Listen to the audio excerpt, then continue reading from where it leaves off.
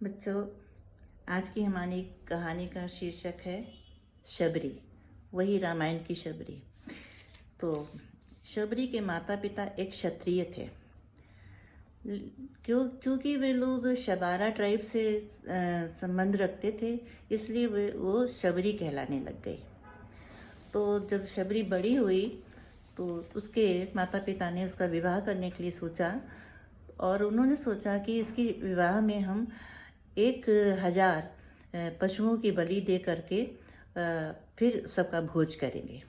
ये बात शबरी को पसंद नहीं आई और उसने कहा कि नहीं, ऐसा मेरी शादी में नहीं होगा और मैं शादी ही नहीं करूँगी, मैं विवाह ही नहीं करूँगी। और फिर वो घर छोड़ करके जंगल में चली गई और वहाँ पर उसको मतंग ऋषि मिले और वो उनकी शरण में गई और उनके साथ ही रहने लग गई।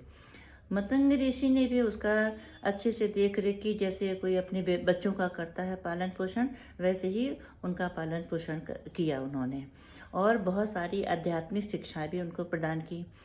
चूँकि शबरी को मतंग ऋषि ने अपने आश्रम में रख लिया था, इसलिए बहुत सारे ऋषि मुनि मतंग ऋषि के भी खिलाफ हो गए और उनका अनादर करने लग गए।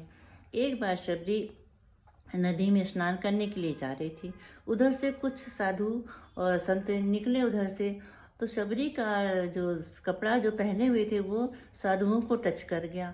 तो साधु लोगों ने बहुत गुस्सा किया और उसका बहुत अपमान किया और फिर वो आगे चले गए। शबरी वहाँ गई और नदी में स्नान करके वापस आ गई। उसके कुछ देर के बाद वे साधु जो थे वो लोग भी उसी नदी में स्नान करने के लिए गए।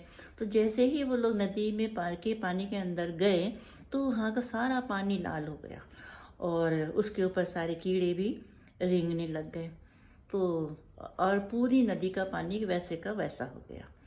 फिर कुछ टाइम के बाद में राम लक्ष्मण जब अपने वनवास के टाइम पर दंडकारण्य में पहुँचे, उनसे कुछ साधु संत वगैरह मिलने के लिए आए, उनके दर्शन करने के लिए आए और उन्होंने अपनी समस्या बताई कि ऐसा है कि कुछ दूर पर जो नदी है उसका जो पानी है बिल्कुल पूरा लाल हो गया है और सब उस पर कीड़े मकोड़े तैर रहे हैं।